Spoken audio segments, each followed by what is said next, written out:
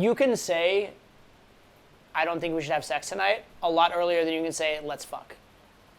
Right? Or you can joke about, like she says something, you'd be like, that's what she said. You guys all know that kind of, that's what she said joke. You can drop a that's what she said joke a lot earlier than you can be like, so do you like anal? If she says something like, I took it, something, I took it in the back door, I'd be like, oh, really, did you? I didn't know you were that kind of girl, right? You could joke about it a lot earlier than you could like flat out ask about it. I would say you can start introducing it quite early as long as you introduce it in a lighthearted or joking way and or in a negative way. If someone asks, what did you talk about? Like, what were the subjects of the conversation? That's baseline, right? So right now you're talking about what it's like living in London, right? That's the topical part. The plotline stuff is positive emotional spike, negative emotional spike. So the gamey stuff are these big moves, and they really change the landscape of it. But in terms of the passage of time, most of the time, or more time than not, at least, is spent on baseline, normal conversation, and then you're just mixing in the plotline stuff. And now, if your baseline is better, that helps because it buys you more time and it makes all that other stuff more interesting, okay? So better baseline makes for a better set, and better plotline makes for a better set. And you need kind of both baseline and plotline. Two things should be happening. So the plotline, these emotional spikes, create gamey stuff going on. But the other thing that should be happening is, if you were looking at intensity here, is that your baseline should actually be going upward like that. And then you have your little spikes of you have your plotline spikes, right? And what makes baseline go up? It's things like making the topic of the conversation more sexual, right? So if over here you're talking about like the weather, right? Here you're talking about the weather, and here you're talking about what's your favorite sexual position, and here you're talking about like, are you good or bad in a relationship, stuff like that. Make sense? Or you're talking about like, what's the most spontaneous thing you've ever done, So you're moving the baseline topic in a more relationship-y or more sexual or more hookup-y type of direction as well, while you are also having the plot line. And both of those should be going on.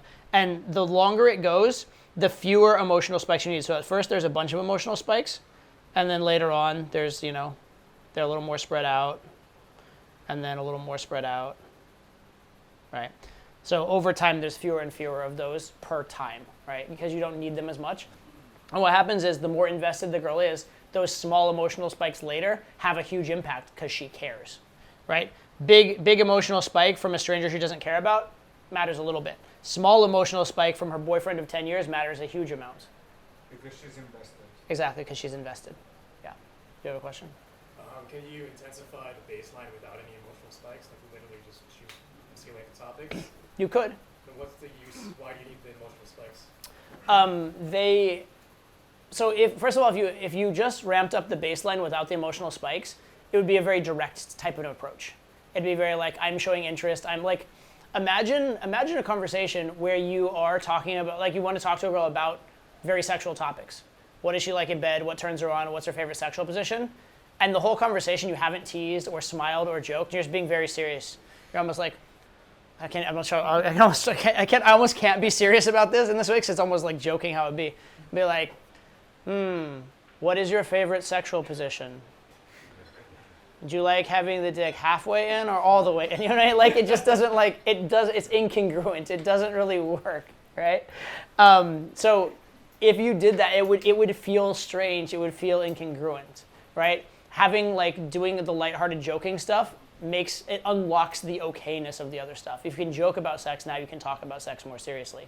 If you try and have a serious discussion of sex without being lighthearted and joking, it comes off very forceful, right? It also comes off very direct. In the same way that if there's no emotional spikes, you're just showing interest, you seem pushy. And to be fair, if you're trying to talk about sex like just in a logical way or whatever, you may seem like kind of perverted, right? It may seem like you're just very like sex obsessed. Right? Basically, anytime I'm on a date, I have no intention of having the date go back to my place in like less than half an hour, right? I mean, it happens sometimes, but like that's never my intention. My intention is to take my time with it, let it marinate, let the girl chase me, not seem needy, not be pushy, etc. And so I guess like my default would be however many things I need to have happen space them out with enough, with minimum fastness. I don't know how to say this. With space them out on a pace to take the girl home in half an hour or more. Makes sense? So even if I'm getting a lot of green lights, I'm not gonna like, this is a weird traffic metaphor. If I'm getting green lights, I'm going to continue driving my car through the green lights, but I'm not going to be accelerating through the green lights. Does that make sense? Yeah. So I have like kind of my like, this is how long I think is a reasonable amount of time that, because if things are on too fast and I take the girl home too fast, I've had lots of times where I get bitten, it bites me in the ass. Like it seems to, like she's not ready by the time we get home. So even if it's on to go faster than a certain pace, I have sort of like my minimum slowness or minimum amount of patience I'm going to exhibit, even if she seems very, very on.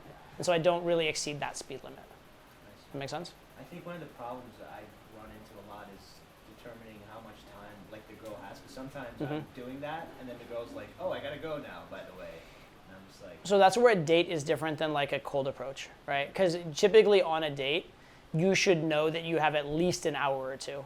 And probably if you're setting your dates well, you should have at least like 4 or 5 hours for you when she's setting up a date with you. And so if you figure your ideal case pacing is for like to take her home in half an hour, and you probably are given like 4 hours, that gives you a lot of leeway within that where you're not running out of time. Make sense? But yeah, I wouldn't be trying, even if a girl seems really, really on, I would not be trying to take her home in the first 10 minutes of the date. It's an unnecessary. It's an unnecessary rush because the girls that will go home in 10 minutes will also go home in half an hour, but the girls that will go home in half an hour won't necessarily go home in 10 minutes. Also, I've had situations where you get the girl back to your place and she's on, and then you get back to your place and she gives resistance, right? Whereas if you had just taken a little longer and made her chase more along the way, you could take the girl back to your place in 10 minutes, get resistance, and spend 4 hours pushing through resistance. Or you could spend half an hour getting back to your place and get no resistance. I'd rather spend the half hour. Does that make sense? If she's really on, then yeah, okay. But if she's really on really fast, she can also come really off really fast. Does that make sense? Because it's purely emotional. It hasn't rooted to anything logical, Is there etc. some time, some minimum time, like 1 hour or something? Or? No, I mean I've slept with. Okay, so I think I'd have to time it out exactly. I have it on film actually. But my fastest time meet to sex is something like between 10 and 12 minutes. Like met her, and then 10 or 12 minutes later, I'm having sex with her. And the reason it was so fast is it was in the club. Like we had sex in the nightclub, right? But also from Tinder is really easy, right? From what, Tinder? Tinder, yeah, you can have Can like be. 5 minutes, not 5 minutes, but Yeah, you can have girls come straight back to your place. yeah, it's really For sure. easy. Yeah, it could happen. Yeah. It could happen. Okay. And I could if I tried to beat my record, I maybe could, right? Yeah. If I tried to just get a Tinder girl so on and invite her back to my place, I could maybe have sex with her in 5 minutes. It could happen, Yeah. right? But practically, I've had girls basically agree to have sex with me in 5 minutes, but then we had to go 15 minutes back to my place, right? So that's another issue. But yeah, so it can happen very, very fast. I'm just not counting on or planning on it happening that fast.